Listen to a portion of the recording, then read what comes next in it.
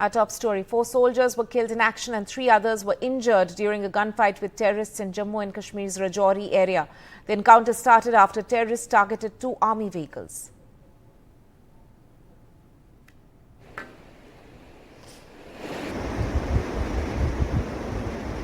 Casualties army has suffered in this operation or in this encounter has risen to 4.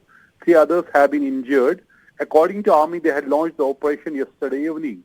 But today they came under a heavy attack in which 3 soldiers were instantly killed. 4 others have been injured. 1 soldier has died, so the operation is underway. Army is saying that they have cordoned off the area, but flashing out militants in these dense forests and treacherous mountains is not easy during the night. And we have seen in the past that how militants have been able to lure the army into their trap and inflict casualties. So army has to be very cautious in this operation to eliminate militants without taking any casualties. This is the second major attack on army in less than 1 month. Last month it was on 23rd or 22nd of November when 5 soldiers were killed during an anti-military operation in Kalakot area. So clearly a huge casualty for the army in an area where it has been launching relentless operation because militancy has resurfaced in this area after a long time for last few years, and there have been frequent encounters.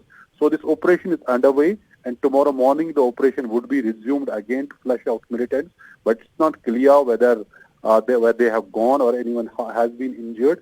But it is a very tough operation, but army has sent the reinforcement in the area after this major attack or the encounter in this Dera Ki Gali, which is in Serenkot area of Poonch district. Shifting focus now, and Parliament was adjourned sine die today, 24 hours before it was scheduled to end. On the final day, the new criminal law bills were passed in Rajya Sabha. This even as MP suspension spree continued, taking the total number of suspensions in Parliament to an unprecedented 146. I am pained to state that nearly 22 hours were lost due to avoidable disruptions adversely impacting our overall productivity and finally stood at 79%.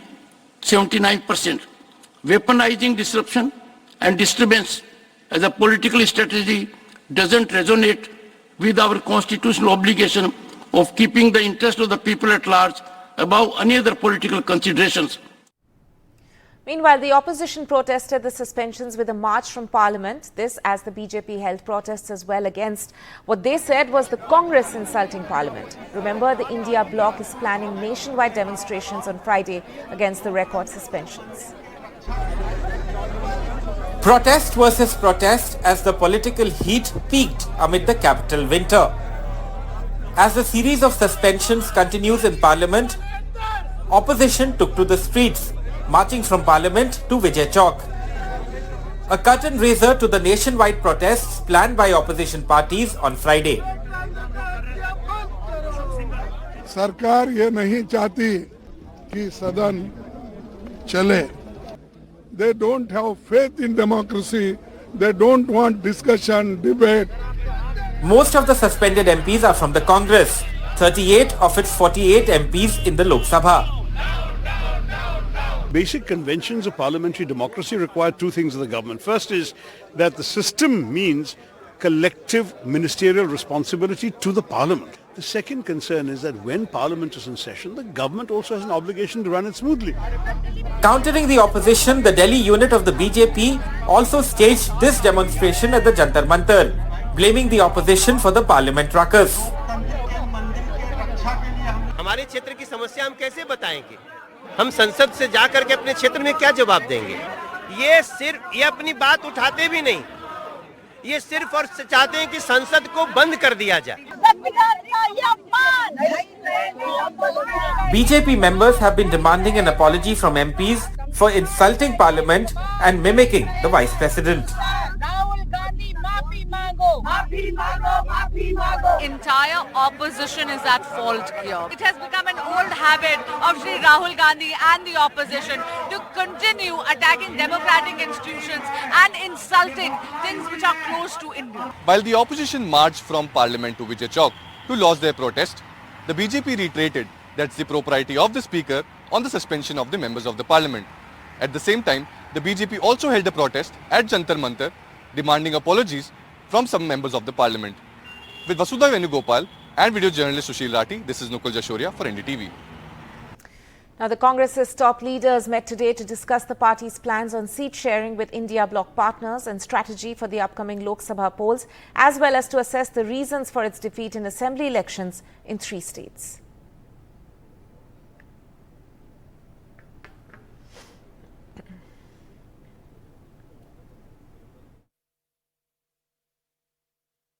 There is no level playing field for the opposition. Not only for election, in parliament also. 146 MPs suspending from the parliament. Actually, the intention of all this thing is to give a message that only one party is there to eligible to rule this country. We are very much committed and we are very much convinced that Congress and India alliance is going to fight against this dictatorship. Now, in Bengal, the Congress and Trinamool are in seat-sharing talks. The Congress is pushing for 6 seats in the 2024 elections, while Trinamool is reportedly offering 4. No Congress left tie-up this time in the state. Saurabh Gupta with the details. What does the India alliance look like in West Bengal? Well, the left is largely out of the picture and a tie-up between the TMC and the Congress is on the cards. Now, in spite of just 2 parties remaining with the left largely out of the picture, there's still a tussle over seat sharing between the Congress and the TMC as well. The Congress wants 6 seats. The TMC is unlikely to accommodate it in so many seats. But there is also other factors like, for example, the TMC in a goodwill gesture may vacate some seats, including the Raiganj seat for the Congress, which could work in favor of an alliance with the TMC and the India alliance largely in West Bengal. What about the left? And why are central Congress leaders wary of an alliance with the left? Well, the simple reason is electoral arithmetic in the past. Every time the Congress has worked in alliance with the TMC, they've done better. For example, when they won 6 + 1, 7 seats in 2014, it was in alliance with the TMC. And in 2019, they won only 2 seats. There was no alliance with the left as well. But in 2021, when they were in alliance with the left, they again won less seats. So that's one of the reasons why there's no alliance with the left. At least that's what central Congress leaders think, given that the left may also not agree to vacate the Raiganj seat, which is important for the Congress. Now, why then work with the TMC when the Congress is in opposition in West Bengal? Well, the simple reason is again electoral arithmetic. If the Congress and the TMC come together in areas like Malda and Murshidabad, which is the Congress bastion and which is seats that the Congress are looking at, there could be a consolidation of anti-BJP votes. Division of anti-BJP votes helps the BJP. Consolidation of anti-BJP votes, consolidation of the Muslim vote helps the TMC and the Congress equally. And the icing on the cake would be that the Congress may even agree to vacate the Raiganj seat for the Congress and the Trinamool may not fight on that seat, and that is something that the Congress would like given the historical perspectives. And electoral results in the past have also showed that such a possibility exists, and it would be beneficial for the Congress to fight with the TMC in the absence of an alliance with the left. With camera person GD Shankar in Kolkata, Saurabh Gupta, NDTV. Now, Chhattisgarh cabinet expansion is going to take place on Friday. 9 ministers are going to take oath in Chhattisgarh. Remember, this is going to take up the total number of cabinet members in Chhattisgarh up to 12 ministers.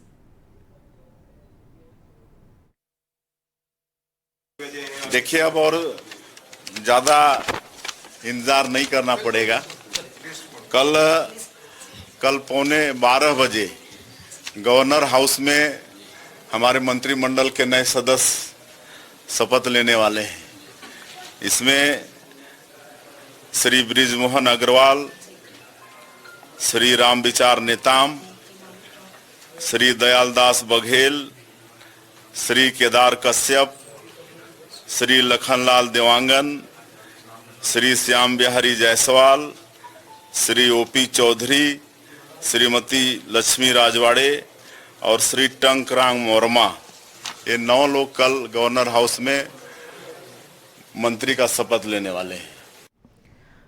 After an aide of former Wrestling Federation of India chief Brij Bhushan Sharan Singh succeeded him in the top post, Olympic medalist and ace wrestler Sakshi Malik declared that she will quit the sport in protest.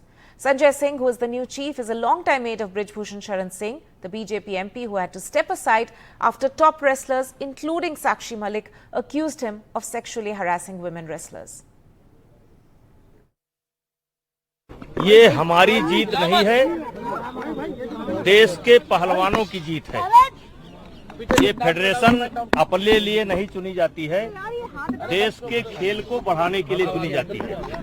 और मैं ये उम्मीद करता हूं कि 11 महीने के अंदर जो कुश्ती का नुकसान हुआ है, खेल की गतिविधि बंद है, नई फेडरेशन तुरंत इस गतिविधि कुश्ती की गतिविधि को शुरू करे और जो नुकसान हुआ है उसका भरपाई करे।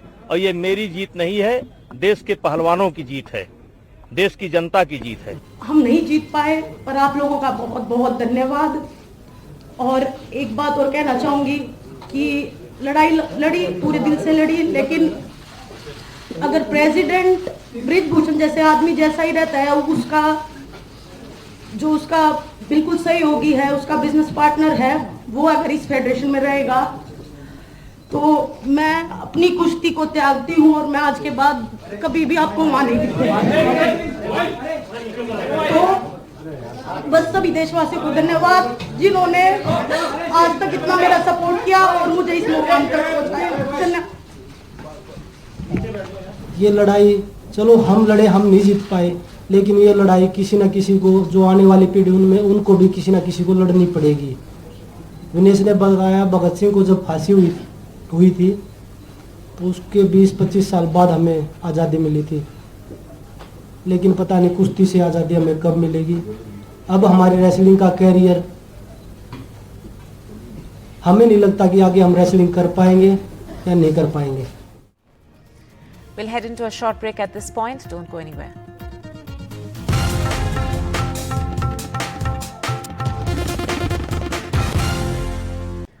Welcome back now to our special focus in Arunachal Pradesh, where the twin tunnels built to cut short the distance to Tawang near the China border has not only been an engineering marvel but a game changer in movement of man and machines to the border areas. Ratnadeep Chaudhary reports.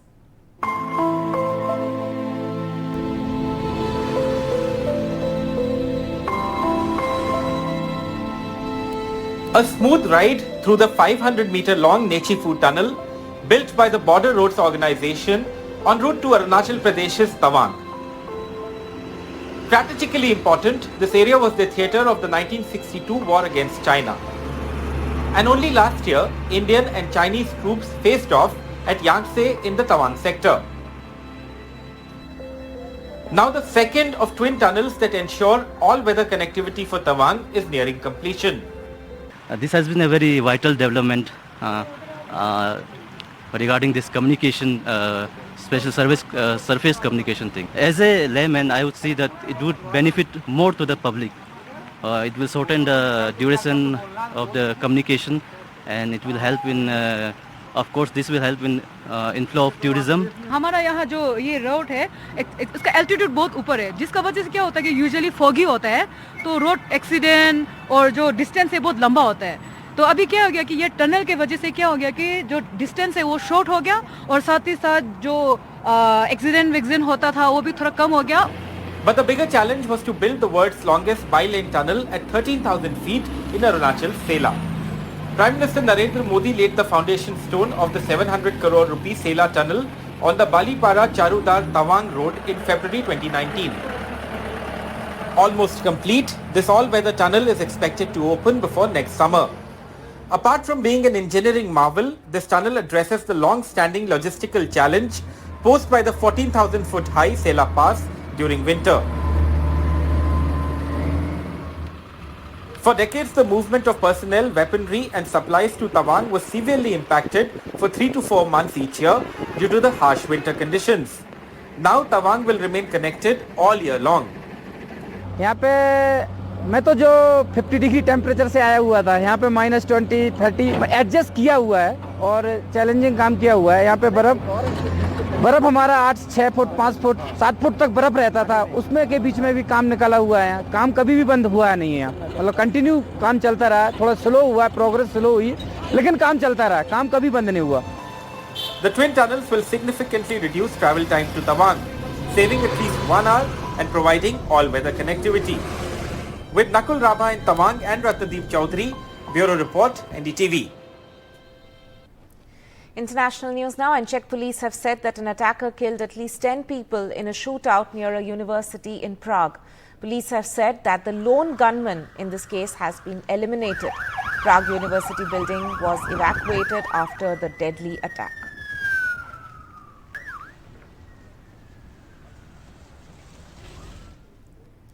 Now, the European Union reached an agreement on new rules designed to share out the cost and work of hosting migrants more evenly and to limit the number of people coming in. Parmeshwar reports. You know what's an easy prediction for 2024? We'll be talking a lot about migration. After a pandemic-era lull, the issue has roared back to the forefront as Western leaders face pressure from the right to adopt ever stricter measures. The European Union has reached an agreement on new rules designed to share out the cost and work of hosting migrants more evenly and to limit the number of people coming in. Representatives of the European Parliament and of EU governments reached an accord after all-night talks on EU laws, collectively called the new Pact on Migration and Asylum, that should start taking effect next year. The laws cover screening irregular migrants when they arrive in the European Union, procedures for handling asylum applications, rules on determining which EU country is responsible for handling the applications, and ways to handle crises. Although Europe moved swiftly to welcome millions of mostly white Christian refugees from Ukraine after Russia's 2022 invasion, European countries now seem focused on keeping others out. It's no surprise. European countries have struggled for years to find common ground on migration policy, but the increase in arrivals, especially over the past year, has fed the politicization of migration policy and elevated the importance of the issue in capitals. Now, this deal, which still must be formally ratified, aims among its objects to share the costs associated with the new arrivals more evenly among member states, to stem new arrivals, and to make it possible to deport migrants more quickly. While human rights groups are condemning the new measures, saying they undermine critical protections for asylum seekers and will actually put newcomers at greater risk, top European officials touted this agreement as a win for Europe and those trying desperately and often dangerously to reach its shores.